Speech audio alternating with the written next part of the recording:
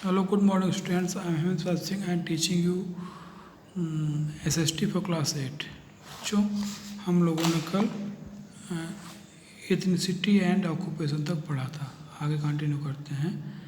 Official institution such as archaeological survey of India, the geological survey of India, the zoological survey of India were set up. ये official institutions बनाए गए, setup किए गए. These institutions conducted systematic surveys of India and prepared meticulous maps, tables and charts to record the observations.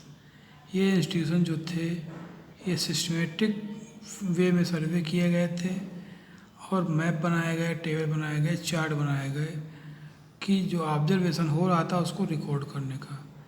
They also use paintings and later photography as tool of survey. Painting भी थी उसमें, letter और photography भी थी सर्वे में. All these sources gives us clear image of life in colonial India. तो colonial India में कैसी लाइफ थी उसका ये क्या एक इमेज है.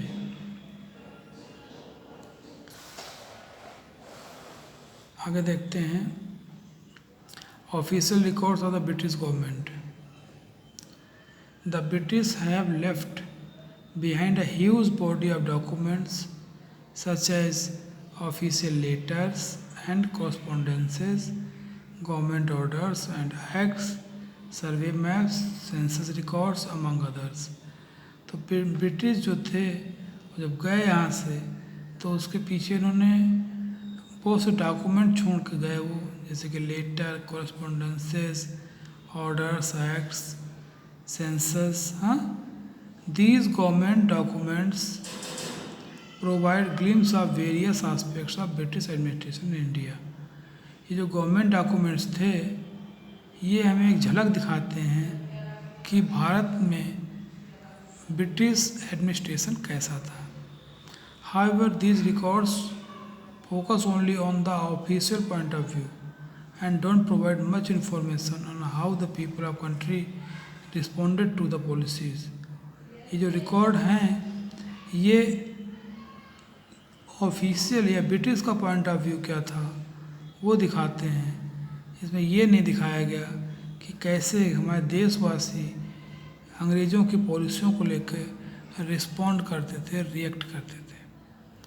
In order to get a more objective view, we need to draw upon other sources such as literature, newspapers and periodicals. अगर हमें और भी ज़्यादा जानकारी लेनी है तो हमें उस समय के लिटरेचर जो लिखा गया है, न्यूज़पेपर और पीरियोडिकल्स को पढ़ना होगा. ठीक है, तो ये हुआ बेटा. यहाँ तक आज रखते हैं, कल आगे कंटिन्यू करेंगे. Thank you very much.